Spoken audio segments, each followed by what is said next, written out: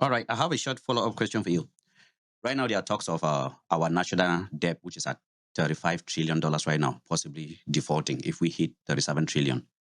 How do you think that's going to affect the housing market? I don't think it will really affect it that much Okay. because it boils down to how much are we willing to spend? How is the demand and supply? And the demand will be as a result of how much cash we as individual we have in our pocket Mhm. to Yeah. buy. But you know, generally, Americans don't carry that much cash, and if we do default, the credit the credit system is going to spike up, which means we're going to get higher interest rates on houses. So, would you advise anyone right now to either wait for this problem, this national problem, to be solved, or to go ahead and purchase a house right now? I'll say you can go ahead and purchase now. Okay. Yeah. So, when they put these interest rates on houses, will they change in case if we go into default? It really depends. Okay. It really depends on the Fed. They decide the interest rates. Okay. So whatever happens tomorrow, Mm-hmm.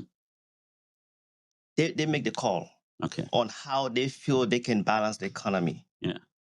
putting the interest rate up or putting it down. All right. It depends on them. So, don't you think it's a high risk right now for someone to go ahead and purchase a property, even though our government is such a mess right now? They don't even know. I don't know what they're doing about this national debt that is almost closing in into default. And we already know if it defaults, interest rates on everything are going to spike up. Right. Yeah. Right now, interest rate is high, It's very high. within the 7%. Mhm.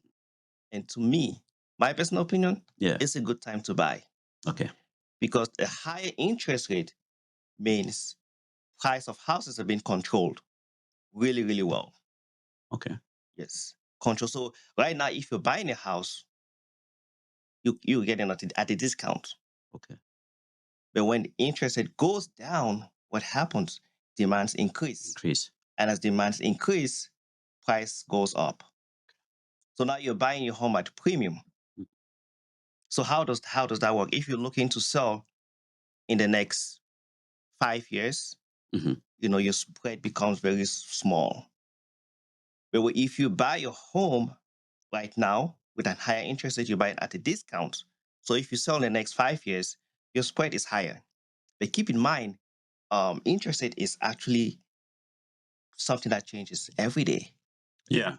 So you can always refinance your home.